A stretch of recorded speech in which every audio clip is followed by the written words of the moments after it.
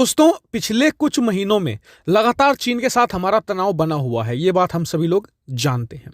और इसी दौरान चीन ने जो भारत चीन सीमा का बहुत ही हैविली मिलिटराइजेशन किया है, यानी कि बहुत ही ज्यादा हथियार है वो भारत चीन सीमा पर तैनात किए हैं। और इन्हीं हथियारों में से एक हथियार ऐसा है जो भारतीय थल सेना के लिए बहुत बड़ा खतरा है। अगर भारत चीन युद्ध होता है और चीन इस हथियार को भारी मात्रा में इस्तेमाल करता है तो भारतीय थल सेना को भारी नुकसान उठाना पड़ेगा।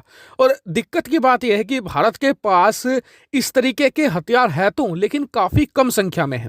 तो ऐसे में भारत ने डिसाइड यह किया है कि हम चीन के इस हथियार की काट जल्द से जल्द ढूंढ निकालेंगे, और ढूंढ निकाली भी है।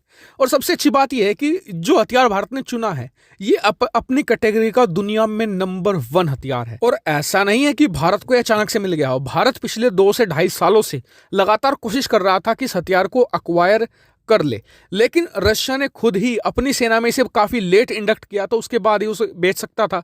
तो अब आखिरकार इसकी जो एक्सपोर्ट है वो रशिया ने खोल दी है। तो ऐसे में भारत भी बातचीत कर रहा है इसके इंपोर्ट को लेकर रशिया से।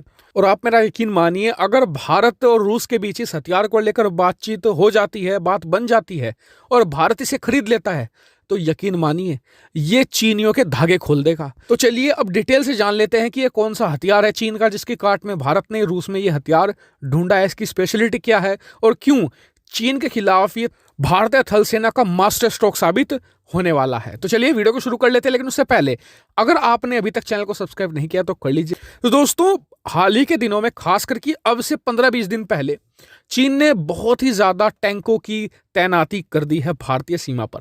और ये लाइट वेट टैंक है। तो आप कहेंगे कि जी भारत के पास तो इससे भी मजबूत टैंक है T-90 और हमने तैनात भी करके रखे हैं।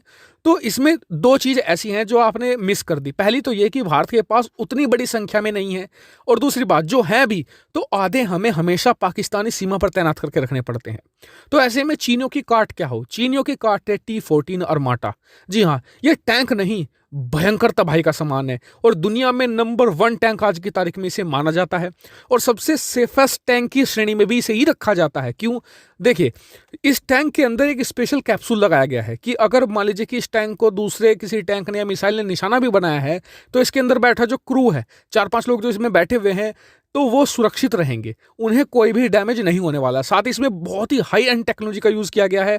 दुनिया में आज की तारीख में इसके मुकाबले सिर्फ और सिर्फ अमेरिका के जो अब्राम टैंक है उसमें ही इतनी हाई एंड टेक्नोलॉजी का इस्तेमाल किया गया है। इन 2 के अलावा, अब्राम और T-14 के अलावा, आज तक किसी में भी इतनी हाई एंड इक्विपमेंट का इस्तेमाल नहीं किया गया है। और इसके अलावा जो इसका आर्मर्ड है वो दुनिया में सर्वश्रेष्ठ है, यानी कि अगर इस पर काफी हद तक अटैक भी होते हैं तो बड़ी से बड़ी एंटी टैंक मिसाइलों को भी आसानी से झेल जाएगा, इसमें कुछ भी डैमेज नहीं होगा। और अब आ जाता है इसका गेम चेंजर फीचर जिसके लिए भारत इसकी तरफ देख रहा है। देखिए, भारत को ऐसे टैंक चाहिए जो ज्यादा से ज्यादा हीट सहन कर सके, क्योंकि उन्हें थार रेगिस्तान में भी पाकिस्तान के खिलाफ तैनात किया जा सके, और इसके अलावा 50 डिग्री माइनस में भी वो तैनात हो सके, क्योंकि चीन की सीमा पर भेजना है। तो ऐसे में अरमाटा बेस्ट है, क्योंकि अरमाटा को आप -50 डिग्री में भी रन कर सकते हो, ये लड़ाई कर सकता है। और इसके अलावा अगर टेम्परेचर इससे भी माइनस में चला जाए तब भी आप इसे स्टार्ट कर सकते हो। इसके स्टार्टिंग में कोई दिक्कत नहीं आएगी, वरना क्या होता है, ज्यादातर जो टैंक होते हैं -25-30 डिग्री में जाकर वो स्टार्ट ही नहीं होते। युद्ध लड़ने की तो बात ही छोड़ दीजिए आप। हालांकि इसकी टक्कर का एक और टैंक है, वो अमेरिका का टैंक है, अब्राम टैंक। लेकिन उसमें दिक्कत यह आएगी भारत को कि आज तक हम जितने भी टैंक इस्तेमाल किए हैं सब रशियन हुए हैं, और भारत को चाहिए इमरजेंसी परचेज में, तो इसलिए हम रशियन टैंक ही लेंगे, क्योंकि उसे लाकर सेना में शामिल करना और सैनिकों को ट्रेनिंग वगैरह नहीं देनी पड़ेगी। क्योंकि जैसे T-90 को ऑपरेट किया जाता था, लगभग ऐसे ही अरमाटा को ऑपरेट किया जाएगा। लेकिन अगर हम अब्राम टैंक लेंगे तो एक तो थोड़े से महंगे भी पड़ते हैं वो T-14 से, दूसरी बात यह है कि फिर हमारे अपने सैनिकों को ट्रेनिंग देनी पड़ेगी। उसके अलावा डिलीवरी का भी इशू है। रशिया का जो टैंक है फिलहाल T-14, इसे रशिया भी किसी को एक्सपोर्ट नहीं कर रहा है, भारत ही पहला कस्टमर होगा, तो सबसे पहले डिलीवरी भारत को मिलेगी। दूसरी बात, जो अमेरिका टैंक है जो अभी अब्राम की है, उसे बहुत सारे देश खरीद रहे हैं, कोरिया खरीद रहा है, इसके अलावा खुद अमेरिकी सेना खरीद रही है।